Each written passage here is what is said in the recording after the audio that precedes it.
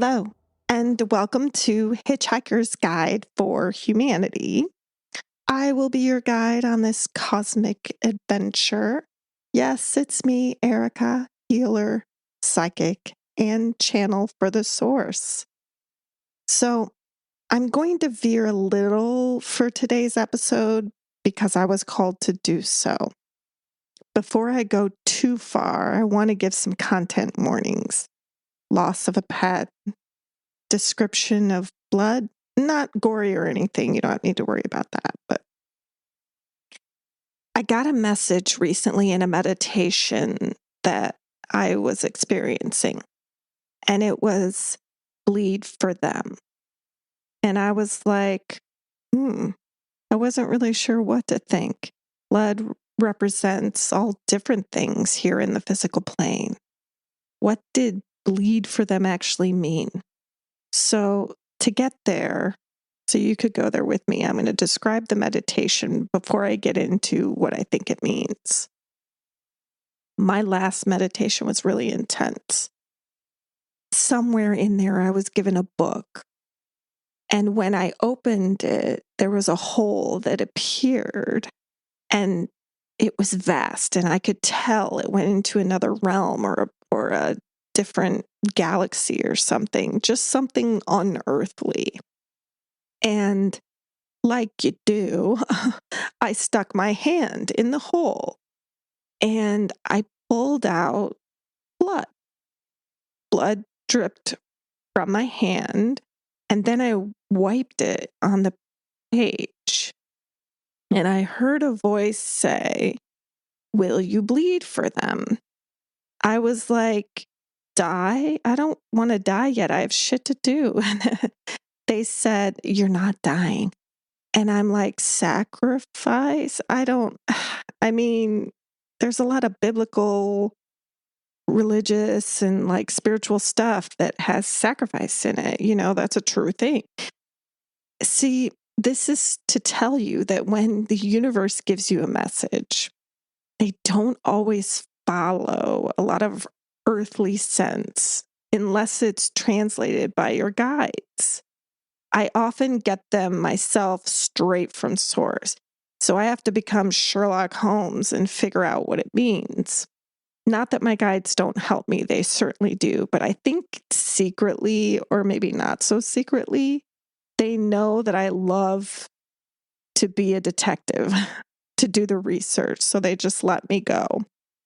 I look for signs, I go back to experiences, I research online. But the answer to this one came in the quiet of the night. I have to bleed for them. I used to say when I wrote, I write books, not used to, I still do, that I would bleed on the page because I had this way to write emotion that could make people cry. I have a whole novel out there that does just that.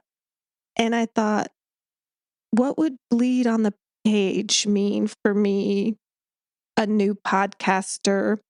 And then it hit me.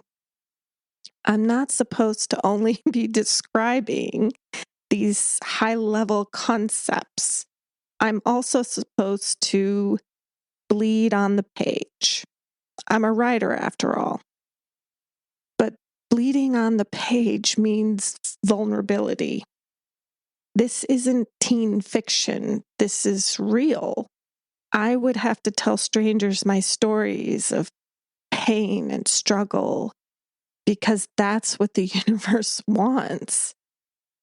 I have to tell you how I got to the light from a very dark place because I am in the light now. It's very bright, even with everything going on. But it wasn't always like that. But I also don't want to be another person talking about their hard childhood or what happened that made them excel. It just doesn't seem authentic to who I am, even now. So, dearest humans, I will bleed for you. I do not know why the universe wants me to have this podcast. but they do.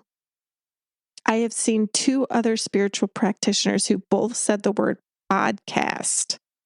My guides went to a friend and had her ask me to start one with her. Then circumstances arose that made it so I did this alone, which is the way I believe they always wanted it anyway. I do not know why I was chosen to speak to you, what bleed for them means, and I don't want to get it wrong.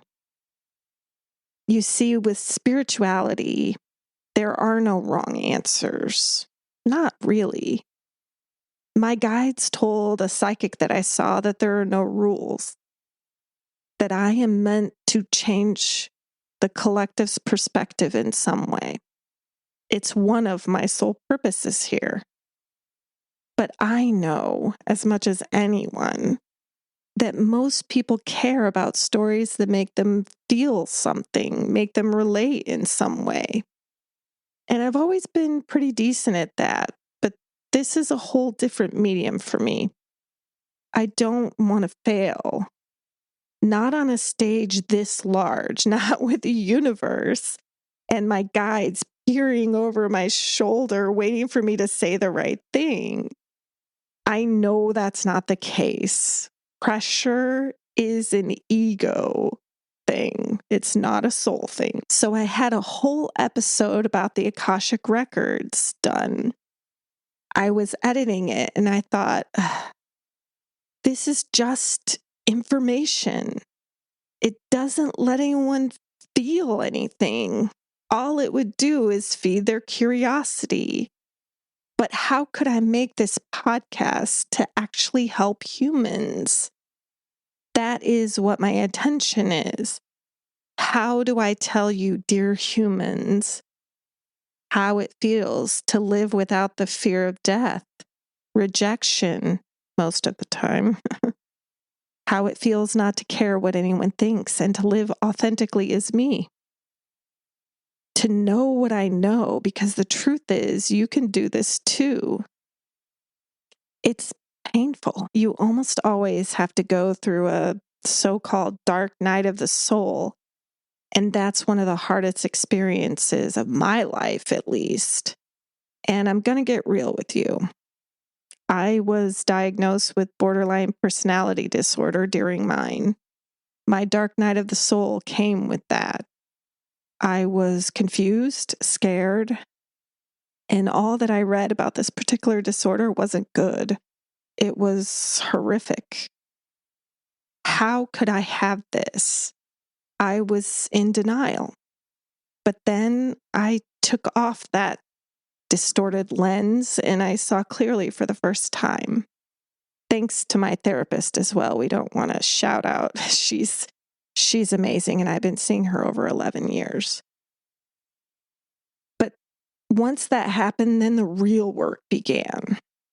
The cycling through the various death and rebirth cycles of my life, from childhood to adulthood, every relationship, every experience had been tainted by this BPD lens, and I had no clue. A spiritual awakening doesn't come from a moment of, aha, here I am spiritual now, yay! It's a trade-off. You must go through death to get to rebirth, just like the earth and humanity is going through right now. Death of something familiar can be painful and excruciating. You will hold on to what you know with an iron grip, and humans do not like change. But that's precisely why we're here in Earth School, to learn and change and grow.